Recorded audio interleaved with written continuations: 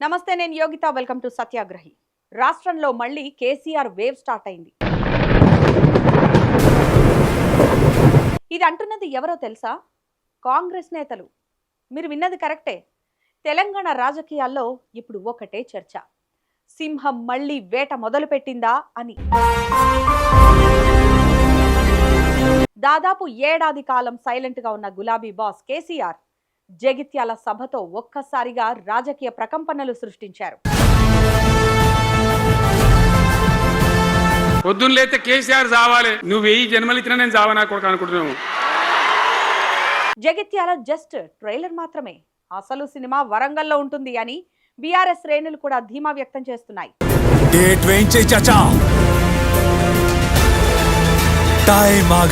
మరోవైపు కేసీఆర్ సభలకు వస్తున్న రెస్పాన్స్ చూసి అధికార కాంగ్రెస్ పార్టీలో అంతర్గతంగా వణుకు మొదలైందనే టాక్ వినిపిస్తోంది.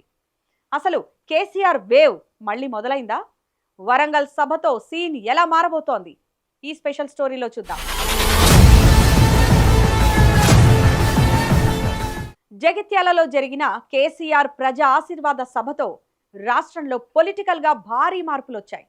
సభకు హాజరైన వేలాది మంది జనం, ముఖ్యంగా యువత నినాదాలు చూస్తుంటే బీఆర్ఎస్ క్యాడర్లో కొత్త జోష్ నెలకొంది. ఈ సభలో కేసీఆర్ తన పాత శైలిలో రేవంత్ పేరెత్తకుండానే కాంగ్రెస్ ప్రభుత్వంపై ఒక రేంజ్లో విరుచుకుపడ్డారు. ముఖ్యంగా హైడ్రా అంశాన్ని ఆయన ప్రధాన అస్త్రంగా మార్చుకున్నారు. మేము అధికారంలోకి వచ్చిన మొదటి నిమిషమే హైడ్రాను రద్దు చేస్తాం అని ఆయన చేసిన ప్రకటన సామాన్యుల్లోకి బలంగా వెళ్ళింది. ఇది కేవలం రాజకీయ విమర్శ మాత్రమే కాదు, ప్రజల్లో ఉన్న భయాన్ని తుడిచేసి వారికి అభయం ఇవ్వడమే అన్నది విశ్లేషకుల మాట. జగిత్యాల సభ సక్సెస్ అవ్వడమే కాదు, కాంగ్రెస్ కు కోలుకోలేని దెబ్బ తగిలింది. సీనియర్ నేత, దశాబ్దాల కాలం కాంగ్రెస్ జెండా మోసిన జీవన్ రెడ్డి బీఆర్ఎస్ లో చేరడం రాష్ట్ర రాజకీయాల్లో పెను సంచలనం సృష్టించింది. జీవన్ రెడ్డి వంటి నైతిక విలువలున్న నేత కాంగ్రెస్ ను వీడటం అంటే ఆ పార్టీలో అంతర్గత కుమ్ములాటలు ఏ స్థాయిలో ఉన్నాయో అర్థం చేసుకోవచ్చు. జీవన్ రెడ్డితో పాటు వేలాది మంది కార్యకర్తలు గులాబీ తీర్థం పుచ్చుకోవడంతో జగిత్యాల మొత్తం గులాబీమయమైంది. ఇది కేవలం ఒక జిల్లాకు పరిమితం కాదని, త్వరలోనే ఉమ్మడి వరంగల్, నల్లగొండ జిల్లాల నుంచి కూడా భారీగా చేరికలుంటాయని ప్రచారం జరుగుతోంది. జగిత్యాల సభ సక్సెస్ తర్వాత ఇప్పుడు అందరి కళ్ళు వరంగల్ సభపైనే ఉన్నాయి. కరెక్ట్గా 4 ఏళ్ల క్రితం వరంగల్లో రాహుల్ గాంధీ సభ పెట్టి రైతులకు ఏమేం చేస్తారో చెబుతూ డిక్లరేషన్ ప్రకటించారు. అయితే కాంగ్రెస్ అధికారంలోకి వచ్చి 2.5 ఏళ్లైనా ఆ డిక్లరేషన్లోని ఏ ఒక్క హామీని కూడా నెరవేర్చకపోవడంతో అన్నదాతలతో వరంగల్లో భారీ సభను పెట్టాలని బీఆర్ఎస్ డిసైడ్ అయింది.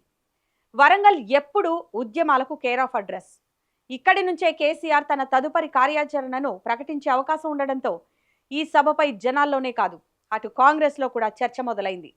వరంగల్ సభతో కేసీఆర్ వేవ్ పీక్స్ కు చేరుతుందని, ఇది కాంగ్రెస్ ప్రభుత్వ పతనానికి పునాది అవుతుందని విశ్లేషకులు చెబుతున్నమాట.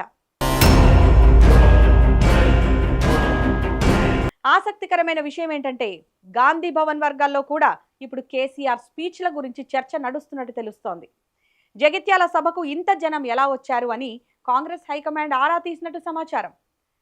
ప్రభుత్వంపై భారీ ఎత్తున వ్యతిరేకత ఉండడంతో పాటు దీనికి కేసీఆర్ సెంటిమెంట్ కూడా తోడవడంతో కాంగ్రెస్ నేతలు లోన మదన పడుతున్నట్లు తెలుస్తోంది.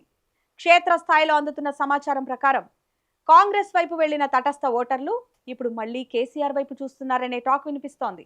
ఏది ఏమైనా తెలంగాణలో పాలిటిక్స్ మళ్లీ రసవత్తరంగా మారాయి. జగిత్యాల సభ సూపర్ హిట్ అయితే వరంగల్ సభ బ్లాక్ బస్టర్ అవుతుందని గులాబీ శ్రేణులు ఘంటాపదంగా చెబుతున్నారు.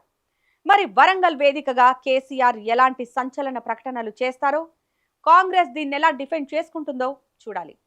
ఇక తెలంగాణలో మళ్ళీ కేసీఆర్ వేవ్, ప్రభుత్వంపై వ్యతిరేకత, వీటిపై మీ అభిప్రాయాన్ని ఈ వీడియో కింద కామెంట్ రూపంలో మాకు తెలియజేయండి. మరిన్ని ఇంట్రెస్టింగ్ స్టోరీల కోసం మా ఛానల్ను సబ్స్క్రైబ్ చేసుకోండి.